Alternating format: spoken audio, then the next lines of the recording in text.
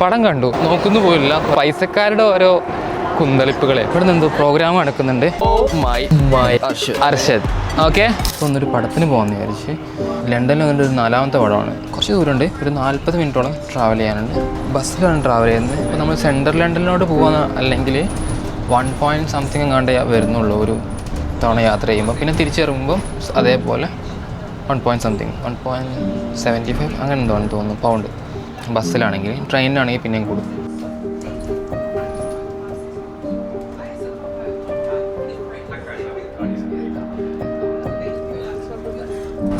കുറച്ചുകൂടെ അപ്ഡേറ്റ് ആണ്. നമ്മൾ മെട്രോ ഒക്കെ പോലെ സീ പോർട്ടിനും അതേപോലെ തന്നെ മെയിൻ പോർട്ടുണ്ട്. സിയും മെയിനും ഉണ്ട്. പിന്നെ നമുക്ക് ഇറങ്ങാനാവുന്ന സമയത്ത് ഈ ബട്ടൺ ഞെക്കി കഴിഞ്ഞാൽ അടുത്ത സ്റ്റോപ്പിൽ നിർത്തും.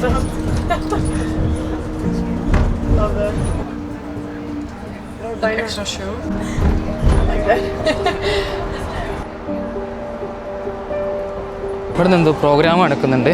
ലൈറ്റ് നേരെ എൻ്റെ ബാക്കിൽ നിന്നാണ്, കറക്റ്റ് കാണില്ല. സോ ഇവിടെ നല്ല ക്രൗഡാണ്.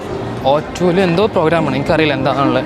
അപ്പുറത്ത് നല്ല സ്മോക്കൊക്കെ ഇട്ടിട്ട് അത്യാവശ്യം നല്ല സ്റ്റേജ് പ്രോഗ്രാമാണ്. കോൺസേർട്ടാണെന്ന് തോന്നുന്നു. ഒരു കോൺസേർട്ട് ആയിട്ടാണ്. ആൻഡ്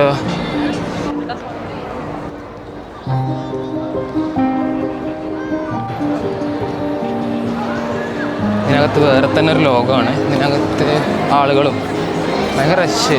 ഇതൊരു മാള് പോലെ തന്നെയാണ്. ഈ മാളാണോ എന്ന് എനിക്കറിയില്ല. നല്ല റഷ് അതിനകത്ത്. എല്ലാവരും അങ്ങോട്ടും ഇങ്ങോട്ടും നോക്കുന്നു പോയില്ല. കുറേ ഗ്യാങ് ഉണ്ട്. പിന്നെ പ്രോഗ്രാം പുറത്ത് നടക്കുന്നുണ്ട്. ഭയങ്കര റഷ്. ഞാൻ ക്യാമറ എടുത്ത് വെച്ചു. കാരണം ഇവിടെ എന്താണ് അവസ്ഥ എനിക്കറിയില്ല. ക്യാമറ ഷൂട്ട് ചെയ്യാൻ പറ്റുമെന്ന് അറിയില്ല. സിനിമ വേൾഡ് എന്ന് പറഞ്ഞു കഴിഞ്ഞാൽ നമ്മൾ ഇപ്പോൾ തിയേറ്റർ മാത്രമുള്ള ഏരിയ പോലെയാണ്. ഫൈനലി റീച്ച് ചെയ്തിട്ടുണ്ട്. അവിടെ തുടങ്ങി.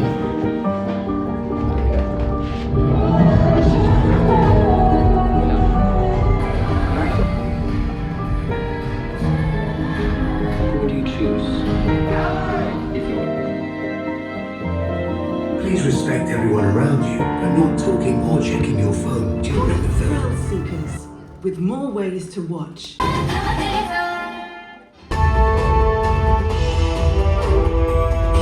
2024 ഒളിമ്പിക്സില് സിൽവർ 4 ബ്രോൺസ് ജയിച്ചിരിക്ക്. ആനാ ഇപ്പൊ എല്ലാരോട് കണ്ടു. പടത്തെക്കുറിച്ച് പറയുകയാണെങ്കിൽ പൈസക്കാരുടെ ഒരു എന്താ പറയുക പ്രശ്നങ്ങളും അതിൻ്റെ സൊല്യൂഷൻസൊക്കെയാണ്.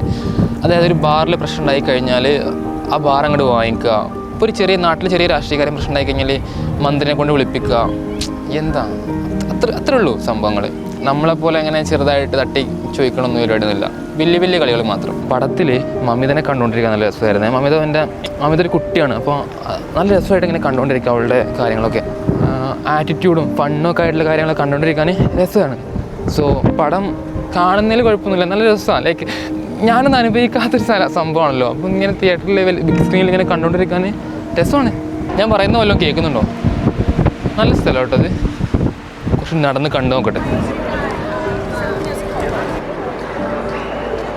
ഇത് ലൊക്കേഷൻ അടിപൊളി കേട്ടോ. തേംസ് നദിൻ്റെ സൈഡിലായിട്ടൊരു ഏരിയ. നമുക്ക് അവിടെ പോയിട്ട് വേണമെങ്കിൽ ഇരിക്കാം.